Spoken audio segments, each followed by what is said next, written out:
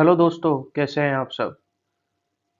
आज का हमारा जो लेक्चर नंबर 3 है वो बेस्ड है salient features of constitution of Bharat, यानी कि भारतीय संविधान की प्रमुख विशेषताएं। इस वीडियो को हिंदी और इंग्लिश मीडियम दोनों प्रकार के विद्यार्थियों को ध्यान में रखकर बनाया गया है। तो आइए शुरू करते हैं। अब बात करते हैं हमारे इंट्रोडक्शन की। तो जो भारतीय कॉन्स्टिट्यूशन है वो एक प्रीएम्बल यानी कि प्रस्तावना के साथ शुरू होता है और लक्ष्यों और मौलिक सिद्धांतों को भी हमें बताता है। हमारा कॉन्स्टिट्यूशन क्या करता है? हमारा संविधान जो है हमारे राष्ट्र की आवश्यकताओं को पूरा करने के लिए बनाया गया है।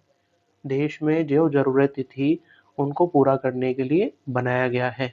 इसमें कई सारे देशों के कॉन्स्टिट्यूशन को शामिल किया गया है या कॉन्स्टिट्यूशन के एसेंशियल एलिमेंट आवश्यक तत्वों को शामिल किया गया है, जिससे ये हम बेहतर से बेहतर बना सके। अब बात करते हैं हमारे पॉइंट बाय पॉइंट कि आखिर क्या क्या इसके सेलिएंट फीचर्स हैं, मतलब क्या क्या इसकी प्रमुख विशेषताएं। तो पहला पॉइंट क्या है? Lengthiest written constitution in the world.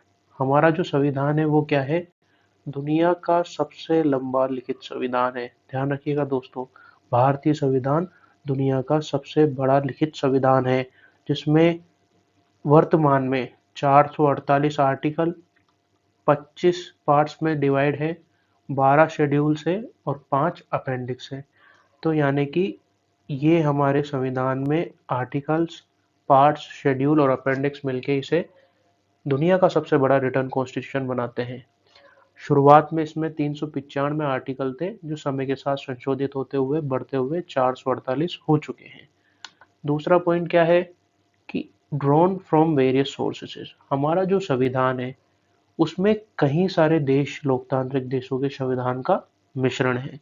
आपने कई बार पढ़ा होगा कि हमारा जो संविधान बना था इसमें कई सारे देशों के संविधान से इम्पोर्टेंट चीज़ों को लिया गया है। जैसे कि ब्रिटिश कॉन्स्टिट्यूशन से हमने ली संसदीय प्रणाली, यूएस कॉन्स्टिट्यूशन से ली हमने संघीय प्रणाली, आयरिश कॉन्स्टिट्यूशन से लिए हमने मौलिक अधिकार, और भी इसमें कई सारे देशों के संविधानों का मिश्रण है। बात करते हैं हमारे तीसरे पॉइंट की, जो है blend of rigidity and flexibility, यानी कि कठोरता और लचीलेपन का मिश्रण। आप सबने ये हमेशा सुना होगा कि भारतीय संविधान जो है वो अत्यंत कठोर भी है और अत्यंत लचीला भी है। यानी कि इसमें से कई सारे ऐसे पार्ट हैं जिनको अमेंड करना बहुत डिफिकल्ट है, जैसे कि मौलिक अधिकार। लेकिन समय के साथ बदलाव लाने के लिए इसमें इतनी शिथिलता भी दी गई है कि ये देश की ज़रूरतों को पूरा कर सके। अब जो हमारा अगला पॉइंट है वो है federal system with A unitary बायस, यानी कि जो भारतीय संविधान है वो संघीय प्रणाली पे काम करता है। फेडरल सिस्टम का मतलब संघीय प्रणाली या संघवाद जिसे हम बोलते हैं। तो भारतीय संविधान कैसे संघवाद पे काम करता है? हमारे संविधान में दो तरह की पावर को डिवाइड किया गया है, between the central government and the state government. लेकिन इसमें भी however the central government has a unitary बायस, यानी कि जो केंद्र सरकार है उसमें राज्य सरकार से अधिक शक्तियां दी गई है। तो ये संघीय प्रणाली है, इसमें केंद्र और राज्यों में भिन्न भिन्न शक्तियों का बंटवारा किया जाता है।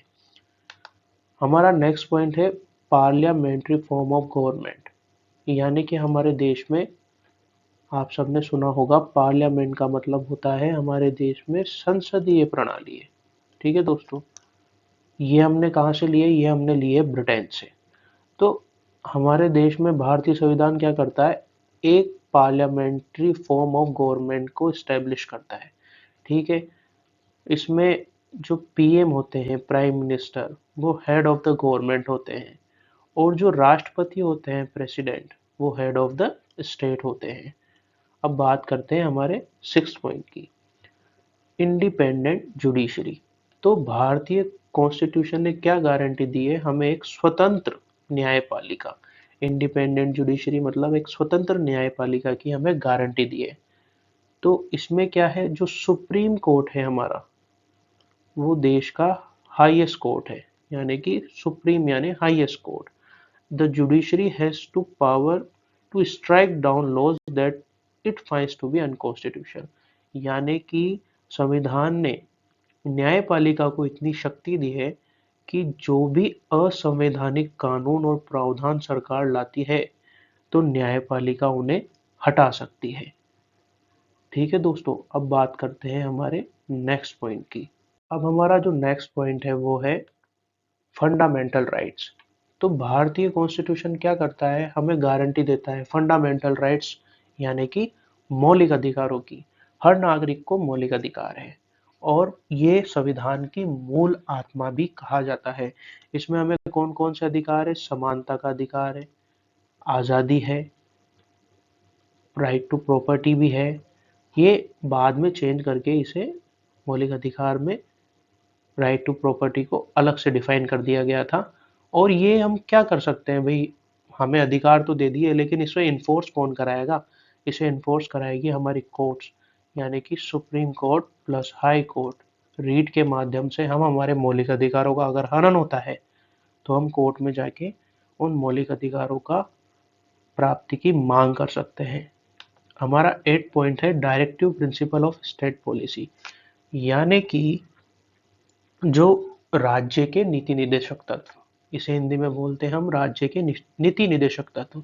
यानी कि संविधान बताता है कि एक राज्य को किस हिसाब से अपनी नीति के साथ शासन करना चाहिए। वो इन्हें निर्देश देता है कि आप किस हिसाब से जनता के लिए कार्य करेंगे, क्योंकि संविधान एक पूरी आत्मा है। इसमें हमारे कई सारे स्वतंत्रता सेनानियों के सपने हैं जो देश में वो बदलाव चाहते थे, तो उन्होंने सरकार के लिए भी fundamental in the governance of the country, तो सरकार को भी बताया है कि किस तरीके से आप पॉलिसी के साथ काम करेंगे। हमारा 9th पॉइंट है फंडामेंटल ड्यूटीज। आपने मौलिक अधिकार तो आपको कॉन्स्टिट्यूशन ने प्रदान किए, लेकिन हर नागरिक के मौलिक कर्तव्य भी हैं।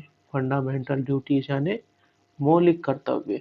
तो मौलिक कर्तव्य क्या है? जिस तरीके से संविधान ने हमें मौलिक अधिकार दिए हैं तो एक लिस्ट भी हमें प्रोवाइड कराई है कि हर नागरिक को वो कर्तव्य निभाने चाहिए, इंक्लूडिंग हमारे राष्ट्रीय गान का आदर, तिरंगे का आदर और सामाजिक सद्भाव को बढ़ावा देना। अब बात करते हैं हमारे नेक्स्ट पॉइंट की। तो दोस्तों हमारा नेक्स्ट पॉइंट है 10th पॉइंट, सेक्युलरिज्म। सेक्युलरिज्म को हिंदी में क्या बोलते हैं हम? धर्मनिरपेक्षता। तो जो भारतीय कॉन्स्टिट्यूशन है वो बताता है कि भारत एक धर्मनिरपेक्ष राज्य है। ठीक है, which means that there is no state religion, यानी कि भारत का कोई भी आधिकारिक धर्म नहीं है। ये एक धर्मनिरपेक्ष राष्ट्र है और यहाँ पे हर धर्म को समान तरीके से कानून के अंदर ट्रीट किया जाएगा, किसी के साथ भी भेदभाव नहीं किया जाएगा।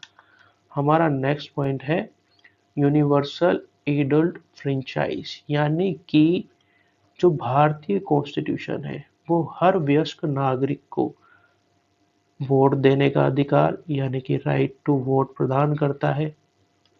ठीक है, रिगार्डिंग ऑफ देयर कास्ट, यानी कि बिना उनके जात पात धर्म ऊंच नीच रंग में भेदभाव किए वो हर किसी वयस्क नागरिक को वोट देने का अधिकार प्रदान करता है। तो दोस्तों ये कुछ पॉइंट्स थे, कुछ विशेषताएं थी जो हमारे संविधान, भारतीय संविधान की है। ये कुछ ही विशेषता है क्योंकि ये कॉम्प्लेक्स एंड कॉम्प्रिहेंसिव डॉक्यूमेंट है, ये बहुत बड़ा डॉक्यूमेंट है। अगर हम विशेषताएं खोजेंगे तो इसमें काफ़ी सारी ऐसी विशेषताएं जो हम इस वीडियो में शामिल नहीं कर सकते, क्योंकि ये एक बहुत बड़ा डॉक्यूमेंट है। ये भारत के लोगों के सपनों का एक पूरा संग्रह है जो उन्होंने हजारों साल से इकट्ठा कर रखे थे। तो दोस्तों आपको ये वीडियो कैसी लगी कमेंट सेक्शन में ज़रूर बताएं। आपको ये वीडियो अच्छी लगी हो या बुरी लगी हो कमेंट करके ज़रूर बताएं और अपने दोस्तों के साथ इस वीडियो को शेयर ज़रूर करें और चैनल को सब्सक्राइब ज़रूर करें। मिलते हैं अगली वीडियो में। Thank you so much. जय हिंद।